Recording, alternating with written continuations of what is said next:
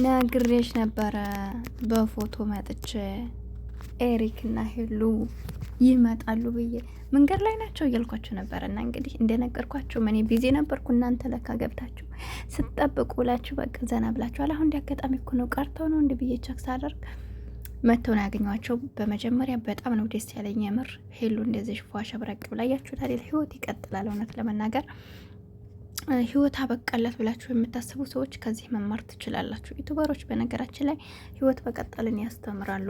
አንዱን ይለያሉ፣ ሌላ ሰው ይመጣል እና ለእነሱ ጉዳያቸው አይደለም። የእውነት ነው የምላችሁና አንዳንድ ጊዜ ስራን ብቻ ሳይሆን ጥንካሬን የምትለምዱበት አጋጣሚ ያላችሁ ማለት ነው። አንዱን እየተለዩ አንዱን መያዝ ጥሩ ነው እያልኳችሁ ሳይሆን፣ ግን ደግሞ ብዙ ወርቀው ከሚቀሩ ሰዎች አንዱ ሲለያቸው በቃ ምንም ማድረግ ብቻ እናንተ አታጥፉ እንጂ ለሚሄድ ሰው እየተዋችሁ ሌላ ህይወትን መቀጠል ይው አያችሁት አይደል? እንኳን ከሀበሻ ዜጋ ጋር እንግዲህ ሄሉ ዛሬ ላይ እንደዚህ ፈካ ዘና ብላ እያየናት ያለ ነው ከውጭ ዜጋ ነው። አሰላሙ አለይኩም ወራህመቱላሂ ወበረካቱ። ውድና የተከበራችሁ የቻናል የቤተሰቦች እንዴት ናችሁ? ደህና ናችሁ? ቅድም እያሳቃችሁ ነበርና እየመጡ ነው ብያችሁ እየመጡ ነው ስላችሁ እየጠበቅን ቀረን እኮ ቀሩ እኮ ተስፋ ቆርጬ ልተኛ ነው ስትሉ የነበራችሁት እንዴት ናችሁ? ደህና ናችሁ? አንድ የታገኛችሁት በእውነት በጣም ደስ ይላል። ሱብሃንአላህ። ግን በጣም የገረመኝ ነገር አያችሁት አይደል? እንዴት እንደደመቀ ይሄሉ ልደት ማለት ነው። በአንድ ቀን እንደዚህ ዘና ብለው እየኖሩ ታዲያ ረታው እንደው ቅመሞችዬ ብዙ አናስብ። የምር ነው የምነግራችሁን። እነሱ የተለየ ስራ ሰርተው አይደለም፣ ወይም ደግሞ እኛ እዚህ ጋር እንደምትመለከቱት አሁን ብዙ የልፋት ስራ ነው የምንሰራው። አመታቶችን አደርን እዚህ ቦታ ውስጥ። ግን እንደነገርኳችሁ ባለን ብር ራሱ ሰርተን መኖር አንችልም ብለን ነው አይምሯችንን የምናሳልፈው የምናሳምነው። እና ይህ ነገራችን ጥንካሬ ሊሰጠን ይገባል። እነሱ እንግዲህ ከኛ የተሻለ ነገር ኑሯቸውም አይደለም የሚኖሩት በቤት ኪራይ ነው። በቃ ጠንካሮች ናቸው። እና እኔ እዚህ የምነግራችሁ ነገር እንዲጠነክሩ ነው። እነሱ እንግዲህ አንድ ፍሬ ልጆች ናቸው፣ እያየናቸው ያደጉ ልጆች ናቸው። እና ስለዚህ አሁን ላይ እንደዚህ ራሳቸውን ፏ ሸብረቅ እያሉ የሚኖሩት እውነት ደልቷቸው እንዳይመስላችሁ። በቃ ባላቸው ነገር ግን ራሳቸውን ማስደሰት ስላለባቸው፣ ስርዓት መስራት ስላለባቸው። ብዙ ነጋዴ ምን ያደርጋል መሰላችሁ? የሆነ ስራ መስራት ይፈልጋል፣ ነገር ግን በከስረሳ ይላል። ወይም ደግሞ የሚያመጣዎችን እቃ ይህን ያክል ብር አውጥቼማ አላመጣም ይላል። እንደ ሰው ላይ ዋጋ ሳይከፍል የሚያገኘው ነገር የለም።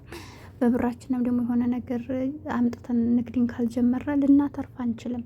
እነሱ ደግሞ እንደዛ ናቸው። በቃ ለስራ አይፈሩም፣ ለማንነታቸው አይፈሩም። በቃ ሀታ ክብራቸውን እያያቸውት ነው። በእርግጥ ክብርን አዋርዶ ገንዘብ ማግኘት ጥሩ ነው እያልኩም አይደለም። ግን ቢሆንም ለምንፈልገው ነገር ዋጋ መክፈል ባለብን ዋጋ መክፈል አለብን። በቃ መስራት አለብን። ብንከስርም እንኳን ኢንሻአላህ ተመልሰን እንነሳለን። እና አንዳንድ ሰዓት ላይ እንደዚህ ብለው ሰርተው የቤት ኪራይ ራሱ ደርሶባቸው መክፈል የሚያቅታቸው ዩቱበሮች አሉ ስነግራችሁ ማለት ነው። እና ያው ግን ብዙ ጊዜ ጥሩ ገበናቸውን ነው የሚያወጡት እነሱ እንጂ እንደዚህ ፏ ሸብረቅ ብለው እንደሚኖሩት ህይወት በሙሉ ሸብረቅረቅ ብላላችሁ እንዳይመስላችሁ። ወይም ደግሞ ተቀማጭ ነገር ብዙ ኑሯቸው አይደለም። ቪዲዮ ሰርተው ነው በሚያገኙት። ግን ደግሞ ሁላችንም ብንሆን ባለን ነገር ራሳችንን አሳምነና ህይወት አጭር ናትና ለመኖር እንሞክር። ከኔ ጀምሮ ኢንሻአላህ ባለን ነገር መኖርን እንትን እንበል። እንዲሁም ደግሞ ብር የምታጠፉ ሰዎች እዚህ እኮ ነን። እያንዳንዱን ነገር 5ቱን 10ሩን ምንም ቦታ እንሰጠው። 100 ብር አሁን ለኛ ምንም አይደለም። ኢትዮጵያ ግን ብዙ ነገሮችን ነው እንትን የሚሉበትና እንደ ቀላል አትዩት። ብራችሁን አታጥፉ ለማለት እወዳለሁኝ። በመቀጠል እንግዲህ ሄሉና ኤሪክ እውነት በጣም ነው ደስ ያለኝ። በጣም አምሮባቸዋል። እንግዲህ መጥቶ እንደ ፍቅረኛሞች ነው መጥቶ አበባውን ሲሰጣት አብረው ኬክ ሲበሉ መድረክ ላይ አብረው ተቀምጠው በጣም የሚያስደስተውና ስለዚህ ይሄ የምንም ሳይሆን የጓደኝነት ወይም የፍቅረኛሞች በቃ የአንድ ካፕል ሰዎች ናቸውና በጣም ነው ደስ የሚለው። ብዙዎቻችሁ እንግዲህ ሄሉና ኤሪክ ይጋቡ እያሉ ነው። ሄሉ ራሷ አሳዘነችኝ።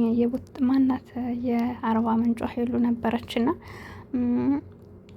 የምር እሷ ተከፍታ አይታችኋታል። እንግዲህ ዛሬ ለራሷ እዛ ውስጥ የነበረችበት በቃ ዲፕሬሽን ውስጥ ነው ያለችው። ነገር ግን ያው ጓደኛዋም ስለሆነች መታ ደስታዋን ተካፍላለች። ግን በቃ የሆነ ታውቃላችሁ አይደል አንዳንድ ጊዜ ደስታ ያስደስታችኋል፣ ግን ደግሞ ደስታ ምንም ዘላቂነት እንደሌለው ስትረዱ ውስጣችሁ እንትን ይላልና አይኗን አይታችኋ ከሆነ ሄሉ እንዴት እያለ ያየች እንደነበረ ደስታው እንዳለ ሆኖ ግን ነገ መከፋት አለ የሚለውን ነገር ስላየች መሰለኝ በተደጋጋሚ ስለተሰበረች እና ስለዚህ አሳዘነች ማለት ነውና ለማንኛውም እንግዲህ ሁን ያለው ነው የሚሆነው። በመቀጠል ኤሪክና ሄሉ እንዴት ነው መጋባት ይችላሉ? እምነት የሚባል ነገር አለ ትሉናላችሁ። እስካሁን ድረስ እኔ ኮመንተርም የጻፈም የለ። እንዴት ነው እምነታችሁ ብሎ የጠየቃቸውም ሰው የለ።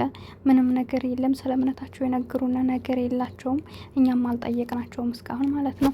ስላልጠየቅን እንግዲህ እስካሁን የምናውቀው ታሪክ የለም። ነገር ግን ፍቅሩን ትቀበለው አትቀበለው የሚለውን ነው እስከ ዛሬ ስንል የነበረው። አሁን ላይ ደግሞ እንግዲህ ጥግ ድረስ ደርሰዋል። በዚህ ሁሉ ፕሮግራሙ እንግዲህ ከጎኗ ሆኖ ልክ እንደ ባል ሆኖ ተንከባክቦ አብረው ኬኩን እየበሉ አይታችኋል። እንግዲህ ባልና ሚስት የሚያደርገውን ያደረጉት ዛሬ። ስለዚህ ባልና ሚስት ነው ያደረገውን አድርገዋል ስላችሁ ደግሞ አልጋ ላይ እንዲያመሳችሁ እና ለማንኛውም ብቻ ደስ ይላል እና በእውነት በጣም ነው ደስ ያለኝ እና ሁላችሁም ግን ደስታችሁ አስደስቶኛል።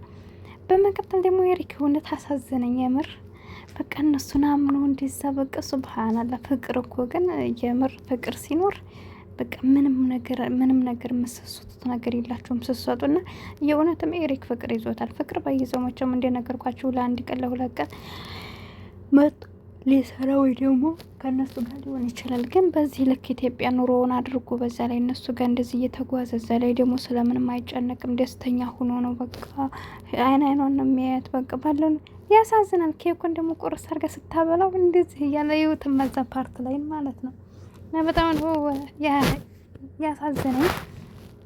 እና እንግዲህ እምነታቸው አንድ አይነት ሆኖ ትዳራቸው ያማረ የሰመረ ቢሆንላቸው ደስ ይላል። የታደለች ሴት ንግስት የሚያረጋትን ባል ትመርጣለች ይችላል። ያልታደለችው ደግሞ የተረገመውን ይሄ ዝም ብሎ ቂጦ የጣለን ዱርዬ ተቀርብና በቃ ህይወቷ በቃ ሲኦል ሳትገባ እዚህ በምድር ላይ ሲኦል ሆና ቆጭ ትላለች። እና ኑሮዋ በጣም ከባድ ነውና ሴቶችዬ ለማንኛውም የሚያከብራችሁን ባል ምረጡ። የምር የሚወደንን ብለን ተቃጥለን ከምንሞት በቃ የሚያከብረንን የሚወደንን እንዲሁ በትንሿም ቢሆን የእሱ ፍቅር በለጥ የሚለውን ሰው አግቡ። የእውነት ነው የምላችሁ። ይጨነቅላችኋል ለክብሯችሁ፣ ለማንነታችሁ፣ ለብዙ ነገር እና እኔ ከራሴ ነግራችኋለሁ። እኔ አሁን በጣም አልሐምዱሊላህ ጥሩ ላይ ነኝ። አሁን በቅርብ ነው አገባሁ ያልኳችሁና ግን የሰው ልጅ መጀመሪያውም ያስታውቃል። ስለዚህ አሁን በቃ ተከባብረን ነው የምንኖረው። ያኔ በክብር ነው በቃ ይሆናል። የሚሰጣችሁ ክብር ነገር እንዳይመጣ ይጠነቀቅልኛል። አንዳንድ በቃ ብዙ ነገሮች በቃ አለ እና እንደዚህ ተናቦ እናንተን አክብሯችሁ የሚኖረው ከእናንተ በትንሽም በለጥ የሚል የሚወዳችሁ ሰው መሆን አለበት እና የሚያከብርሽ ከሆነ የሚንከባከብሽ ከሆነ ያንቺን ችግርሽን ወይ ደግሞ መከፋትሽን ሳትነግሪው የሚያቅሽ ሰው ከሆነ መታደል ነው እና አላህ ይወፍቃችሁ። ላልሰጣችሁ ሰው ወይ ዱዓ ጸሎት አድርጉ። ትዳር ደግሞ ከላይ ነው እና ከላይ መልካም ትዳር እንዲሰጣችሁ ዱዓ አድርጉላችኋለሁ። እወዳችኋለሁ፣ አከብራችኋለሁ። እንዲ ፍቅረኛ አለው ወይ ብላ የጠየቀችኝ እህት ያለች እንዲ እስካሁን ፍቅረኛ ያለው አይመስለኝም። በእርግጠኝነት ኮመንት ላይ ደግሞ እንጽፍለታል። የለውም።